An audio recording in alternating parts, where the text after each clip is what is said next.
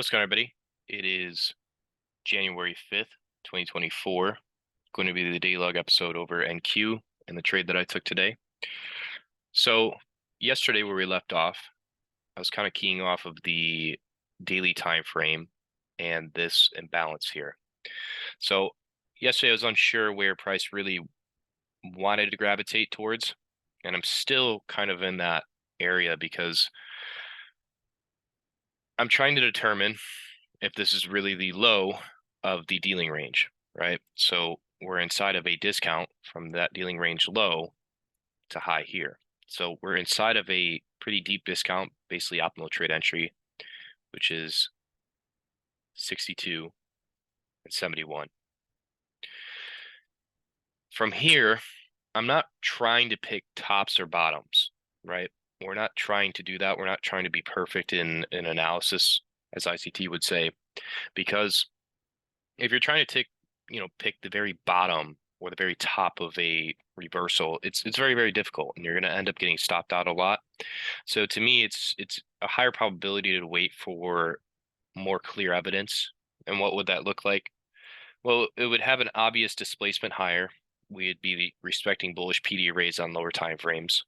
We would be overlapping bearish PD arrays.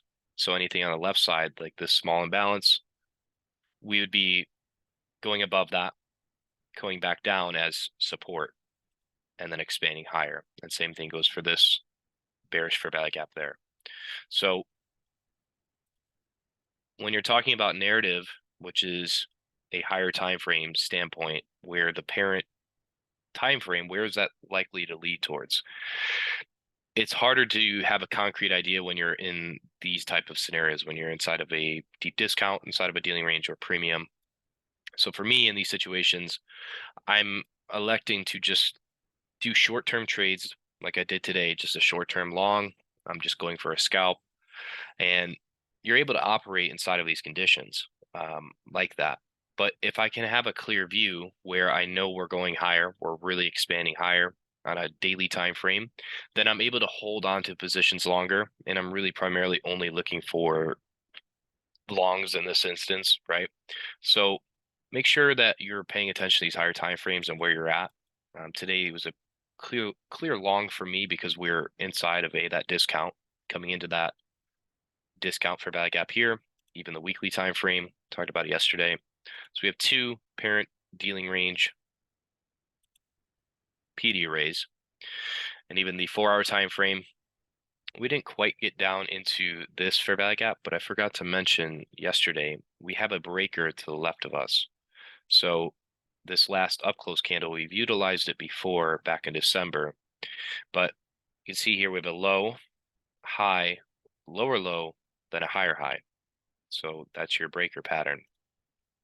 And it's going to be the last up close candle you can see there. I just want to draw this out for newer students. You can see here that's an actual breaker pattern. You're taking out sell side liquidity underneath this low, and we displace higher.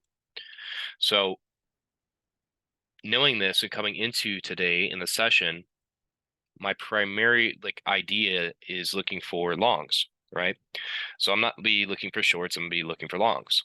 And if nothing signals me to do something, then I'm not going to do anything. You can see here, right on the release of NFP, we're dipping down into that breaker, taking out sell side liquidity underneath this low, and then we're displacing higher. And what we would be targeting? Well, there's buy side liquidity, relative equal highs resting here. Unfortunately, we didn't tag that, and this is the reason why I was concerned. It's NFP, it's the first week of the month. So having high expectations or having unrealistic expectations for your take profit, that is where it's going to get you hurt in these type of conditions. That's the reason why understanding where you're at in terms of the seasonality, the time of the week, news driver events, all of those are very, very key important things if you're going to push a position, for longer term targets. That's the reason why I'm only going for short-term scalps right now until I can see a clear view on that daily time frame. If we dig down into, I think a 5 minute is going to suffice, or even a 1 minute. But in here, you have the buy side liquidity resting here from yesterday. And on the release of NFP, we see it drop lower. So anybody that's, I hate saying this, but in a retail mindset, they're just chasing shorts right from the release of it. And here it's very classic, same with NFP, where you just have a two-stage event where you have manipulation on one side, then we rally back for the real move. So we're taking out sell side liquidity, rallying higher. Our last up close candle, this is another breaker. We have this last up close candle here. So we have a low, high, lower low, then we have a higher high. So that's our bullish breaker. And right inside of that, we have a fair value gap. So this is what ICT calls basically like a launchpad pattern, where you have a fair value gap with a breaker inside of it. And it's a really, really beautiful entry pattern to use. Sorry, I just dropped my phone. This type of pattern, if you see it play out over and over again, it's such a beautiful pattern to enter into the market. Let's dig down into a 1 minute in here. So if you understand all the things that I talked about earlier, the breaker, the weekly fair value gap, the daily fair value gap inside of the discount, and knowing that NFP is typically a two-stage event, meaning you're going to have manipulation and then the real move. So we're taking out sell side liquidity, we're displacing higher, and we drop back down into basically the mean threshold of this bullish order block. This is a very, very aggressive entry pattern. Waiting for something a little bit more with more information to tell you that we're really bullish is probably more easier for a newer student or somebody who's intermediate, because and that even in advance with me, I'm more likely or more prone to take something with a little bit more evidence behind it. So we drop down again into this down close candle, these consecutive down close candles, bullish order block, expand away from it, come back down. And if you look to the left of you, this old SIBI, once we reach up above it, that now can be utilized as an inversion. So if you extend that across, you basically want to see the mean threshold of it, the CE of it respected, right? So you can see it comes back down into it. So that once was a SIBI, and as soon as we even wicking above it, it's telling you that it's now going to be turned into an inversion. Displays higher, small little fair value gap there. And then you can see where I just moved my blue lines. Up here was where the breaker on the 5-minute entry pattern was. Displaced higher, small little fair value gap there. Displaced higher again. And then this was the open right here. Come back down. This is on a 5-minute time frame. Let me go back out to it. Remember what I talked about yesterday, anything on the left side of the curve is going to be utilized on the right side of the curve. So I'm looking at particularly imbalances in price or fair value gaps. So this once was a SIBI, right? As soon as we closed above it, that now becomes an inversion. It's basically like a support level in confluence with a fair value gap resting underneath it. So look at the bodies and the way it's respecting the fair value gap here, and then the inversion fair value gap as well.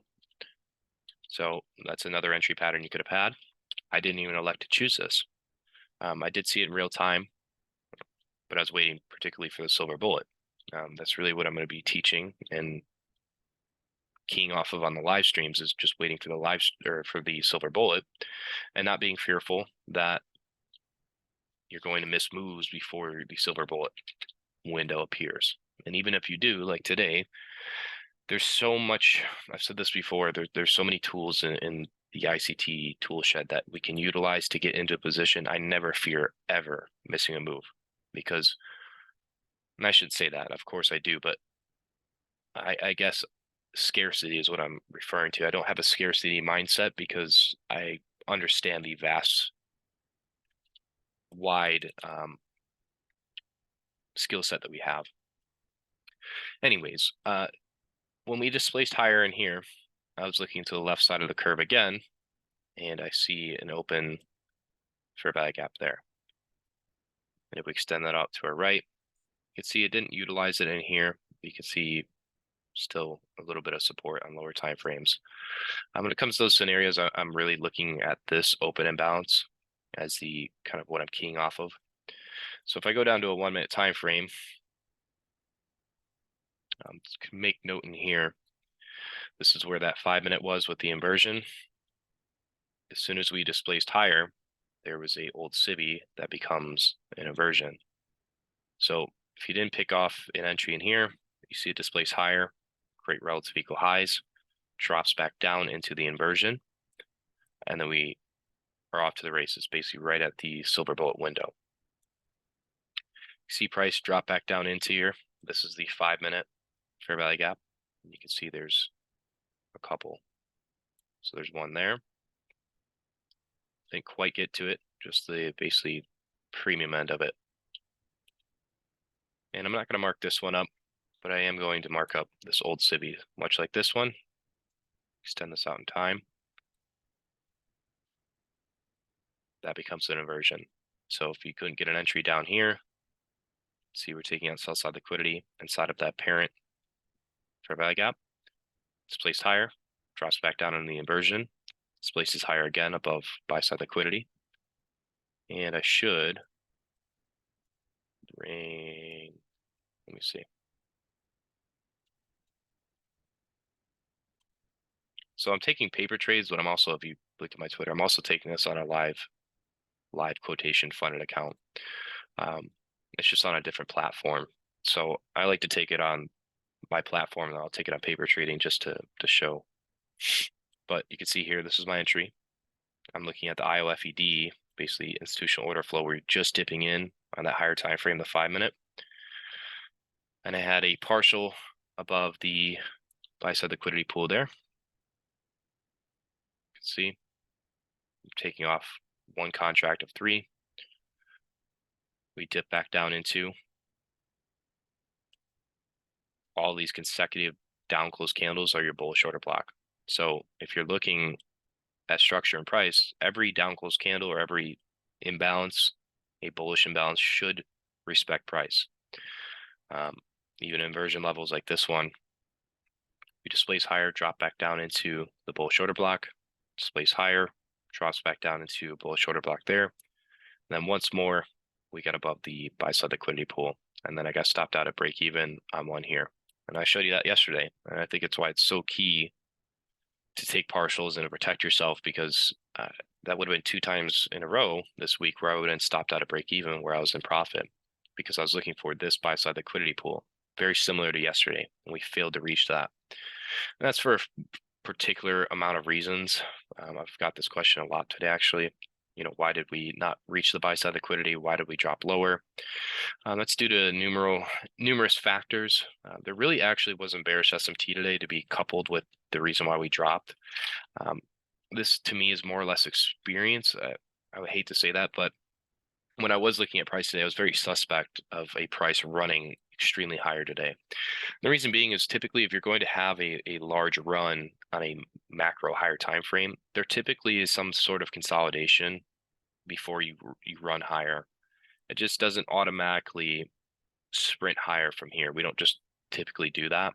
And there's still no shifts in market structure bullish on these higher time frames. Like the 4 hour, we haven't got it above any old highs. So you have to remember, when you're on lower time frames, there's no shift in market structure on these 1 hour, 4 hour parent time frames, right?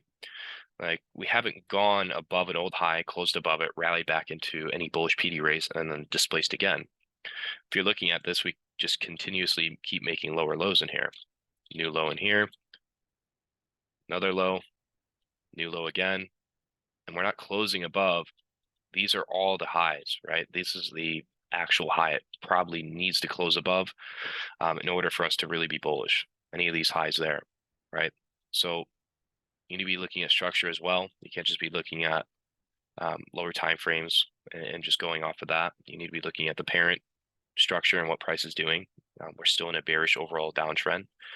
And all we really did today was retrace up into this wick, which if you take out the CE, the 50%, we're just coming up basically into that CE of it. So wicks whacked as gaps, basically a fair value gap. And we came up into it, and then we just dropped off lower. So there's numerous reasons why that happened today, and this is why, not having unrealistic expectations and holding on for such a long position, like I talked about in the beginning, is key in these environments. So that's going to be it for today. Tomorrow I might do a live back testing session on YouTube. So until tomorrow, good luck and good trading, everybody. Be safe.